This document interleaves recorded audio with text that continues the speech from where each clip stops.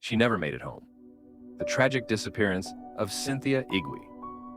Some disappearances leave behind clues, some leave behind witnesses, and some leave nothing at all. Just silence and questions that echo for years. Tonight we follow the chilling case of Cynthia Igwe, a young woman who stepped out of her home for a short walk and was never seen again. This is Midnight Myth and Murder.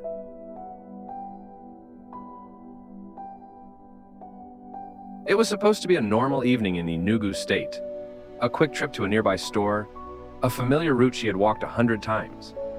But on that quiet Sunday night, Cynthia never made it home. Within hours, her disappearance would spark fear. Within days, suspicion.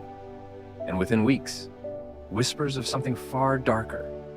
22-year-old Cynthia Igwe was a final-year university student, bright, ambitious, and deeply loved by her family. She lived with her aunt in a quiet neighborhood, the kind of place where everyone knew everyone, and danger always seemed far away. Friends described her as cautious, soft-spoken, not the type to wander off. But sometimes, the world does not care who you are. On the night of March 14th, Cynthia told her aunt she would be back in 10 minutes. She needed to buy credit for her phone. She left at 7:18 p.m.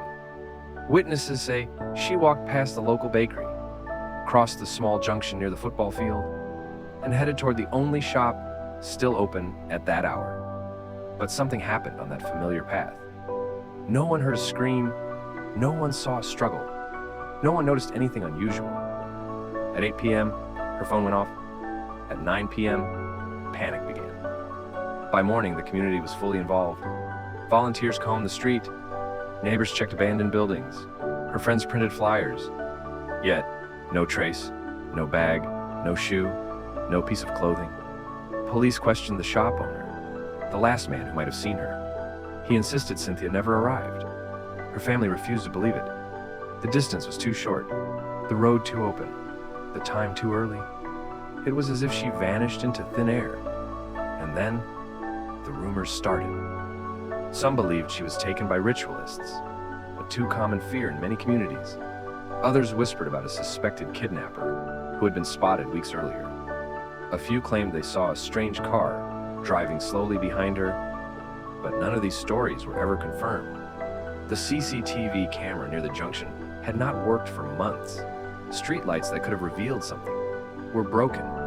It was a perfect place, a perfect time for someone planning a disappearance, the lead that changed everything.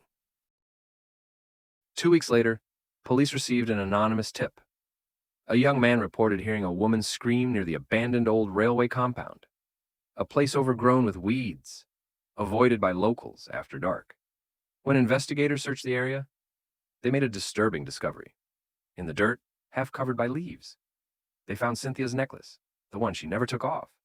But once again, nothing else. No footprints, no bag, no signs of a struggle. The necklace felt less like evidence and more like a message. Months passed. The search slowed. Leads dried up.